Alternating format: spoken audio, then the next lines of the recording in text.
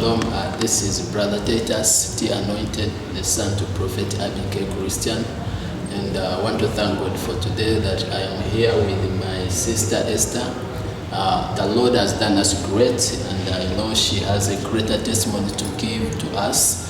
God has used my father, Prophet Abike Christian, to deliver her life, and we are still going through many processes of deliverance. But I want to thank God for the far where He has brought us, and I want to thank Him by glorifying His name, by giving this testimony to the people who are listening to us, that you may be encouraged. Maybe it teaches you so that you're also able to come out of some situations caused with the same stories and the same victims. We want to thank God that we are here. Sister Esther, I am very happy to be here with you today, and I want to thank God for you that we are here. I just want you to glorify God and encourage somebody outside there. Teach us how do we come out of the same. If somebody is falling certainly in a situation like yours, and you know that God can deliver them, is there a message you have for them? But before you encourage them, I want you to tell us your testimony, how God has delivered you from when and how, where we are now. Thank you. Thank you, Brother Titus. Shalom. Shalom. I'm called Esther. I thank God for delivering me from the pit of hell. Personally, I didn't know that Lucifer had possessed me. It was after some time that when I came to Prophet Abi and he prayed for me, that's when I got to know that I was possessed. I remember, it is a long story, but I'm going to cut it short.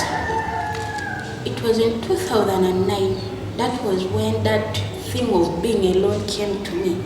Me personally, I thought it was normal because I loved watching movies, and every time I would watch a movie and I liked the actor, I would just enter my bedroom, just move out of myself, and I find myself with that actor.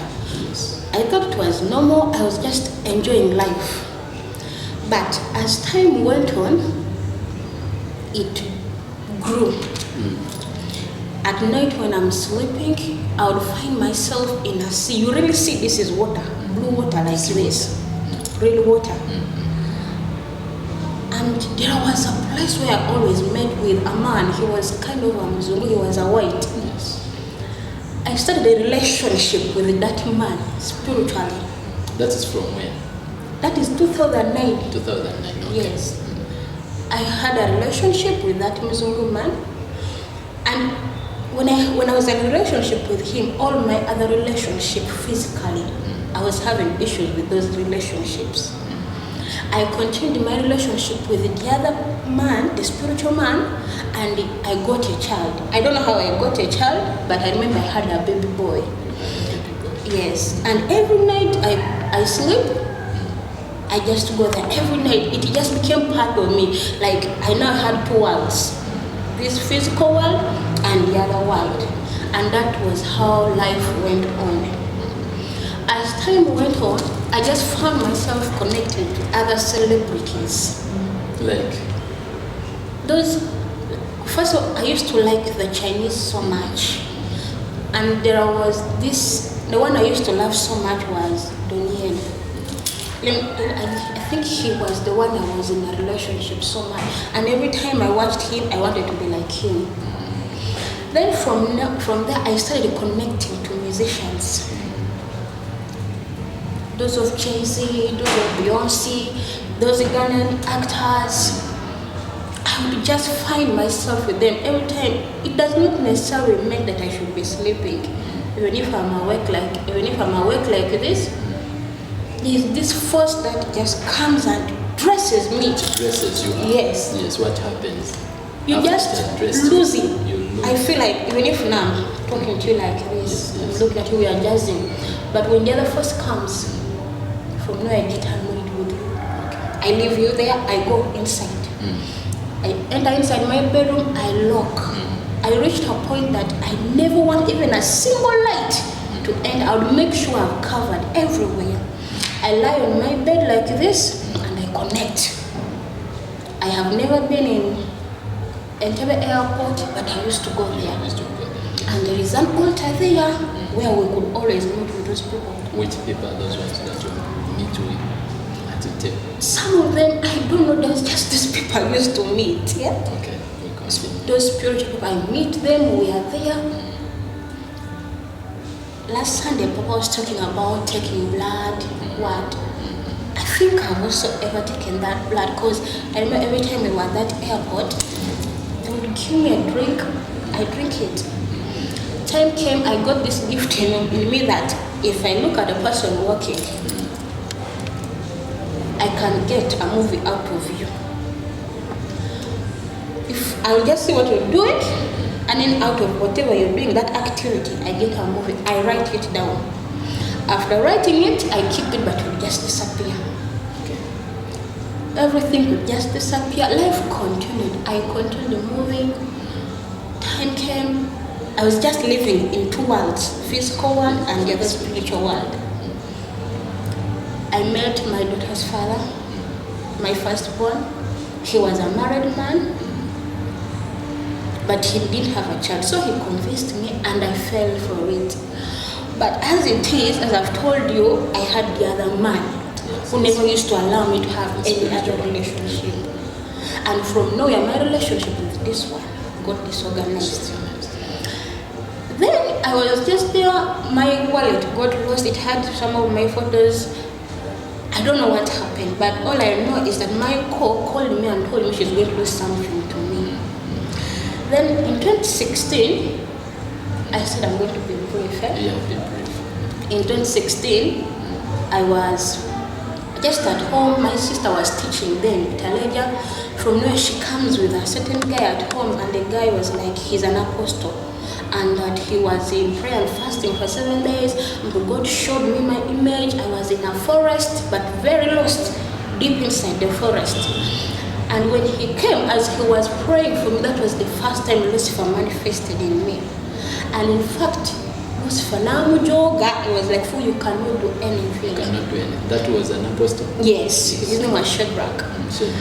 And Shadrach told me, sister, you're still young. Look for a Christian church. Keep yourself there until the day God will do what? Will position you where you get your total deliverance. I continued being there. I gave birth to my baby. In fact, from there, I became a Christian. I started praying. From nowhere, I stopped praying. The person who used to read the Bible, I stopped reading the Bible. The Bible became now my source of sleep. Every time I want to sleep, open a Bible, sleep. Open a Bible, sleep. My life just got like that. I think Bruce was what possessing me deep, I don't know. Not until 2020, I had my best friend. She's called Married, and I always thank God for her. She convinced me to come to Mount Zion, and that was when my deliverance started from. I remember before I came to Mount Zion, I had a dream, and in that dream, they gave me 3 books: Isaiah 42:1, Isaiah 44:1, Isaiah 49:1. Immediately I opened that book. That was the last time I opened the Bible, not until I came to Mount Zion. Yes. I thank God that my father prayed for me and I was delivered. That was at first. But then things worsened, because after that I left church. Was not in church like they were. I got a job. And I didn't know that Lucifer was just again looking for an opportunity to come back in my life. And this time it was worse. I could see myself going to shrines. I don't know if it was a shrine, but all I know it is a dark place. That place is dark.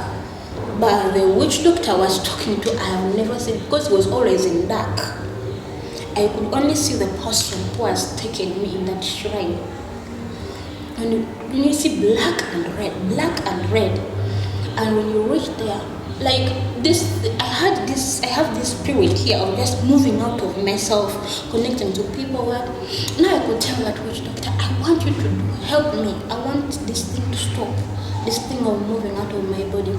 And the witch, he could tell me, daughter, don't run away from your destiny. That is what you ought to do. That is a witch doctor telling you? Yes, but I never used to see him. He could just tell me. That he could just tell me, do you see Beyonce? I say yes. Do you want to be like her? I say yes. That he could just tell me, make up your mind and start serving me. Immediately you begin serving me, you'll even more than her. Every time I used to go to that witch doctor so many times spiritually, because physically I've never been in a shrine. And life was so bad. I had this spirit of hatred. I started hating people. My grandmother sometimes would ask me, why do you talk a lot? Would you like that? Okay, maybe to cut you short, I just want you to base specifically about the deliverance that the man of God ministered to you. I don't know which day you came at church and what happened. And after that, I just wanted to deal to base on that specifically, church. I want you to say after my first deliverance. Yes.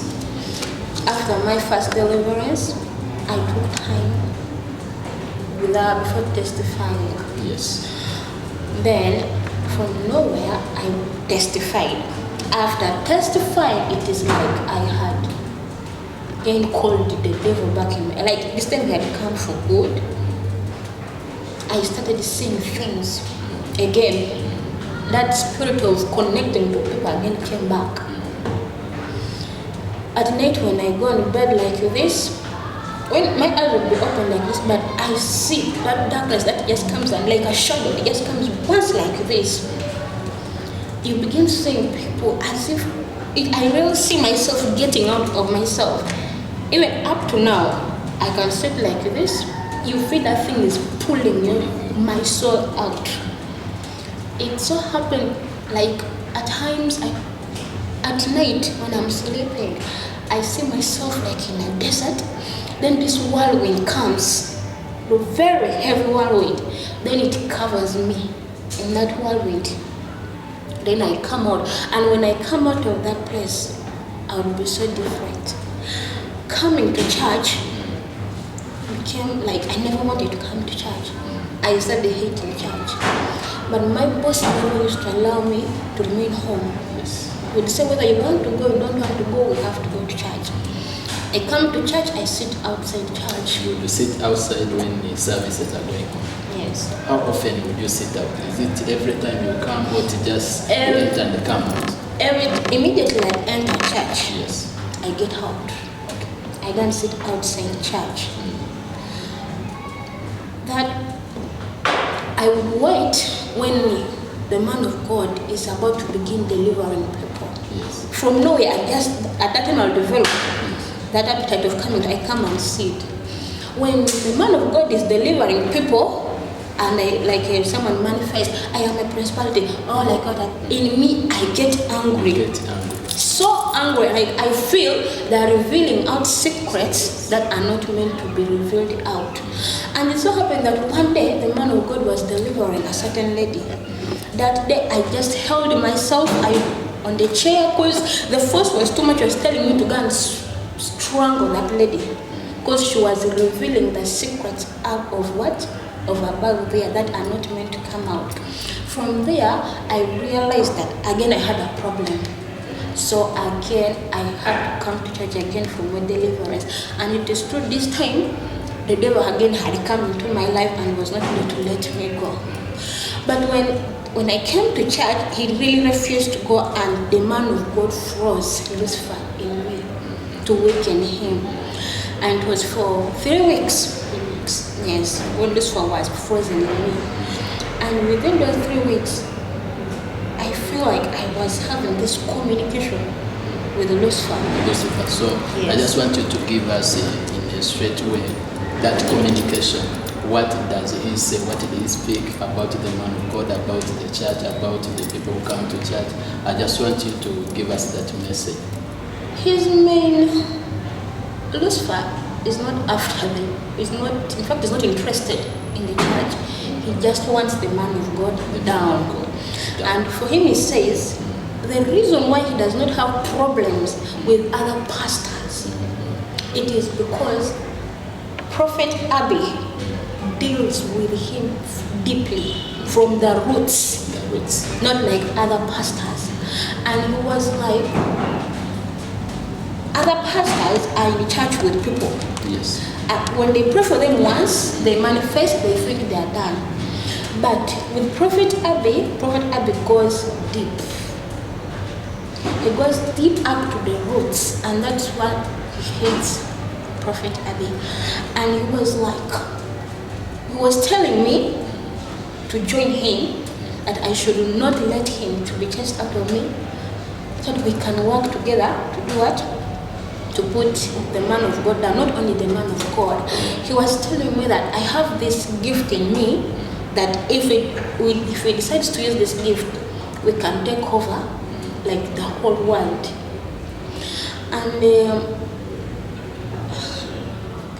okay, like now we are looking at the man of God, Prophet Abby, okay, Christian, and we have had the Lucifer speak and say he's not like other men of God, that they don't go deeper. So I want you to tell us more about this. Are there some things that you know that Lucifer has already tried to do, but the man of God has failed him in this time? Like in this city? Yes, in this city.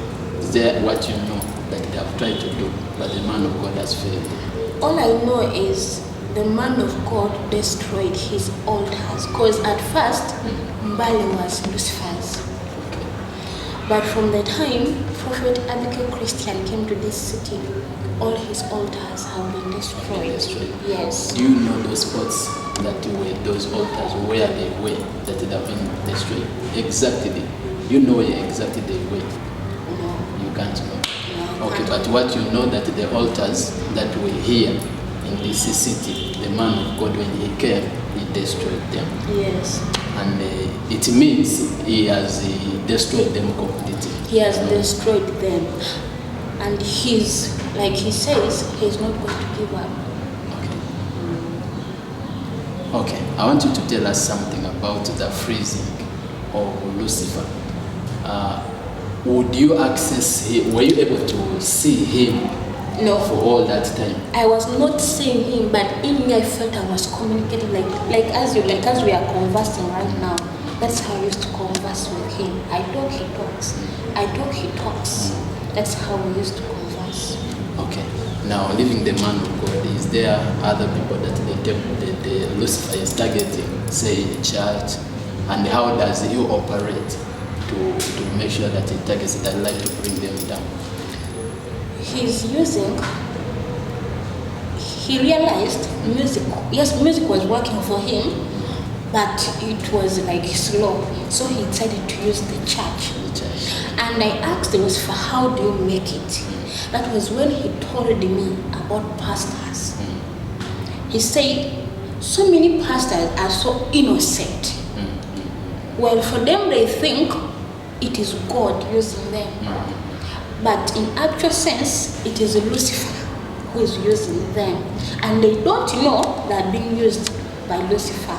That was when he gave me the scripture which says, many will come and say, Jesus says, we drove out demons in your name. And Jesus will say, go away, I don't know you. He said, so many, like he comes like to a church now like ours. He looks at people who envy Prophet Abby. They are there, they pray, open my eyes, I want to prophesy, give me power, give me what. Someone will even begin praying and fasting for that power, for the eyes to be opened. And since not everyone is born to be that, he has some principalities which are up there, whose work is to come and give people power. Now for you, as you're busy fasting, praying, that principal spirit comes in you, for you begin seeing. you begin prophesying, you get that power, and then you open up a church, thinking God has answered your prayer. Kumbe, it is Lucifer who has answered you. You begin what? Working. You begin, you open up a church, you open up a ministry, and hey, I'm a man of God. But in reality, it is Lucifer you're working for. And that's how he said so many of them are so innocent, and they will go to hell not knowing that they were serving him. Okay. How about the youths? Yes. Then his main target is not only the youth, but even the children. The children. Yes. So how does he affect the children? And how does he affect the youth? What medium is he using? He uses everything. Everything right now. Even the sweets. The sweets we buy from the shop? Yes, the sweets we buy from the shop. Some of them are possessed. That's everything. Let me say, like, everything. He's targeting the next generation. He wants next generation should not know anything about God. For instance, you get this sweet here. This sweet, I don't know how they call them. After eating, you look at the last part. It's a skull. It is a skull. A human being's skull. And he does not know. So as a child is growing up, that child is possessed. And that's how the next generation is going to be. As for the youth, he's using phones, internet, so many things. All right. How about these young children that are dying in the hospital? Is the Lucifer involved directly in it? That you Lucifer find more than has 5 agents. 10 children are dying in the hospital? He has agents everywhere. In hospitals, on the roads, on what? He has agents everywhere. And as it is, when you're serving Lucifer, you don't eat food.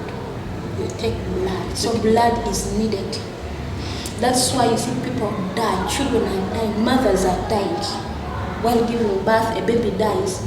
It means the other side, they are demanding blood. And that's how he gets that blood. Okay. Are there some spots or accidents like in this city, in maybe other cities like in Uganda, where you know the devil has stationed to make sure that it kills people to take blood? Are there those points that Unless he uses. You're not specific where, but what you know, they are agents. They are agents causing everywhere. accidents. He say drivers suffer. They see things that human beings do not see. They see things that human beings do not see. As for you sitting as a passenger, you're not knowing what the driver is saying. And it was like so many people blame drivers. But they are so innocent. Lucifer will plant one agent in the taxi. And that one's work is to do what? For instance, there is one person in the car who is carrying like powers, whose work is to like kill.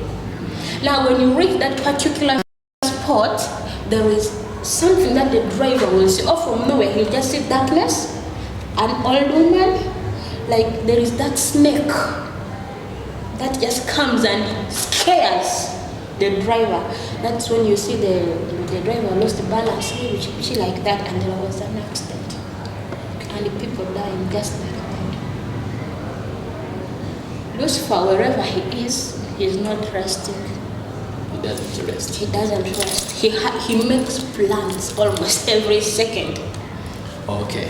Now, how do prayers, a man like Prophet Abike, Christian, a prayerful man, how does this much prayer affect the devil? How does this prayers affect him? The more he prays, what happens to him? When the man of God is praying, wherever Lucifer is, he does not have peace. He doesn't have peace. Like when he's praying, Lucifer, wherever he is, there is that too much like thunder, like what? It just comes wherever he is, and he will not be having that peace. He does not have that peace. And remember, as he's praying, he's killing his demons. He's doing what? But as it is also Lucifer, so he makes demons, spirits every day. Every day, every second, there are demons what he's making. He uses, let me say, even birds, butterflies. He possesses with spirits. That is how he works. So as a man of God is praying, he's killing these ones, he's making others. Yes. As he's praying, killing these ones, he's making others. Yes. That's what he does. Okay.